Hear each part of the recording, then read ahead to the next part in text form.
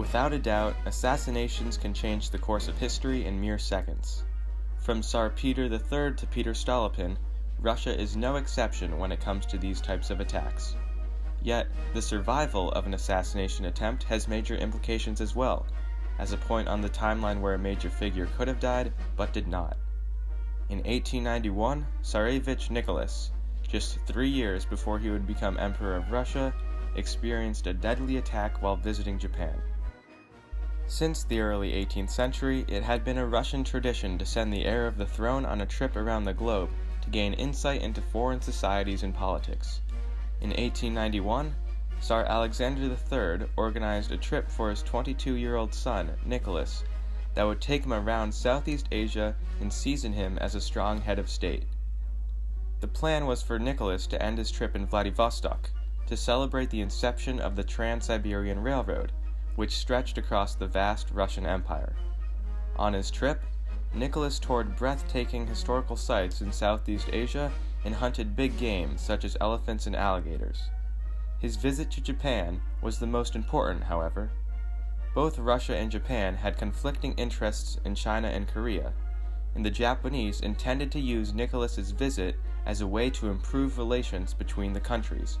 After all, Russia was considered to be the most powerful nation in the region. It was the first visit of a foreign prince to Japan in a number of years. Citizens of Japanese cities like Nagasaki and Kobe, expecting to host Nicholas on his journey, were busy preparing fireworks and other entertainment for his arrival. Of significance, 6 months before Nicholas arrived in Japan, an anti-foreign demonstration had taken place in Tokyo, an ominous omen for the violent incident that would occur in Ōtsu.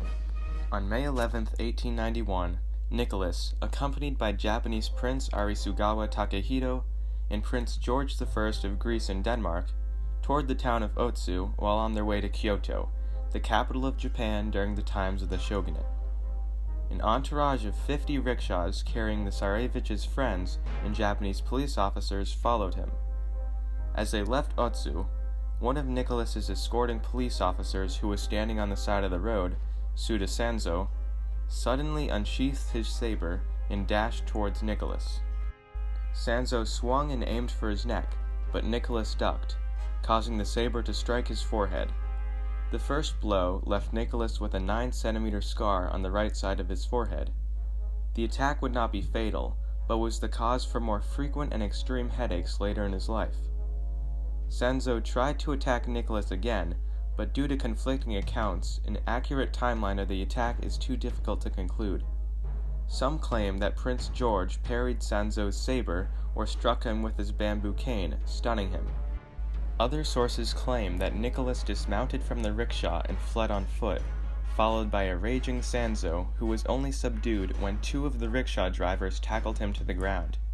Only then did Prince George pummel Sanzō with his cane.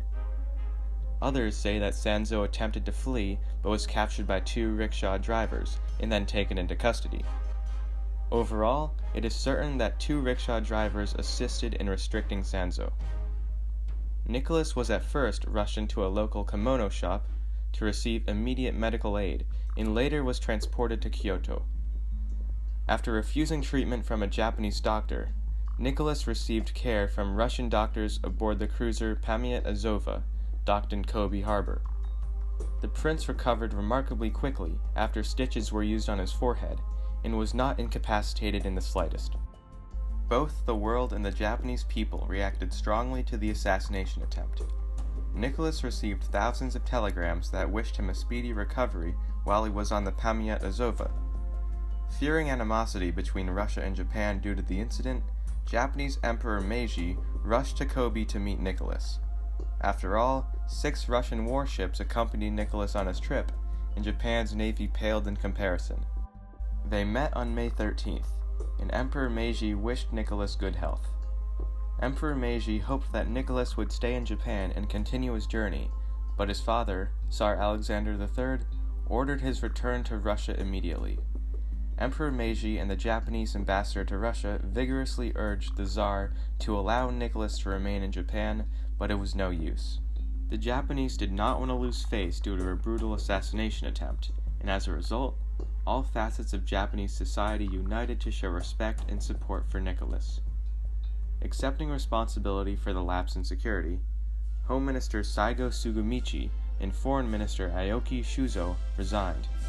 People in Japan reacted with shame due to Sanzō's actions, and many prayers were held at temples and shrines throughout Japan. Theaters, stock exchanges, and pubs were closed in respect for Nicholas, and the press universally denounced Sanzō for the assassination attempt. 1 week after the assassination attempt, May 18th, was Nicholas's birthday. In a great demonstration of hospitality, the Japanese people flew Russian flags and set up decorations. Nicholas also received numerous gifts from the Japanese, and a fireworks demonstration was put on in his honor. Despite the attack on his life, Nicholas did not alter his favorable opinion of Japan, and continued to view them as a friendly nation. The 2 rickshaw drivers who captured Sanzō were invited and welcomed by Nicholas on the warship Pamiya Azova. The 2 were awarded medals, huge sums of money, and pensions for their actions, and the Russian and Japanese newspapers celebrated them as heroes. In an odd turn of events, when the Russo-Japanese War erupted in 1904, Nicholas II, now the Tsar, stripped them of their pensions and accused them of being spies. After the 2 rickshaw drivers stopped Sanzō, he was thrown in jail and awaited a trial. His case bypassed the lower courts and was received by the Supreme Court of Japan. Fearing the Russians would not accept any punishment short of Sanzō's immediate execution, the Meiji government urged the court to apply Article 116 of the Criminal Code, which ordered the death penalty for anyone who acted against the monarchy of Japan. The court deemed Article 116 irrelevant because it only applied to the monarchy of Japan. Meiji was completely willing to skirt his country's laws if it meant appeasing the Russians, but in the end, the Russians were satisfied to hear that Sanzō received a life sentence of imprisonment and hard labor just 16 days after the attack. Sanzō died in prison in September 1891, and it is rumored that he intentionally famished himself. Sanzō hailed from a samurai family and had been meticulously trained in the art of swordsmanship. He had previously served as a soldier in the Imperial Japanese Army and, interestingly, helped crush the samurai Satsuma Rebellion. He was disturbed by his fight against the samurai because he perceived Saigo Takamori, the leader of the rebellion, as a symbol of Japanese resilience and strength. Sanzō was a decorated veteran and was incredibly proud of Japan.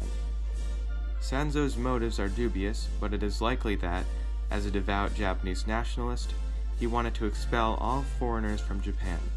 Indeed, Sanzō had been disgusted by some of the Russian soldiers who accompanied Nicholas because they acted disrespectfully toward Japan.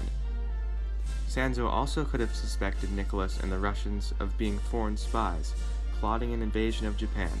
After all, Russia was itching to gain more territory in East Asia and had seized Sakhalin Island in 1875 and had an increasing military presence in Asia.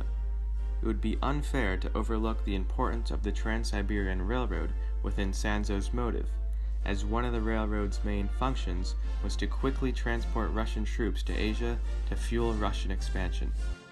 Finally, the fact that multiple Russian warships were in Kobe Harbor during Nicholas's trip may have further convinced Sanzō that Japan was at risk of coming under Russian domination. Ultimately, Japanese-Russian relations would remain positive, and it is not unlikely that war would have broken out if Nicholas was assassinated. These good relations would not last, however, and in just 13 years the two nations would be at war with each other in the Russo-Japanese War. Nicholas would live to become the last Russian Tsar and witness the collapse of his empire in 1917.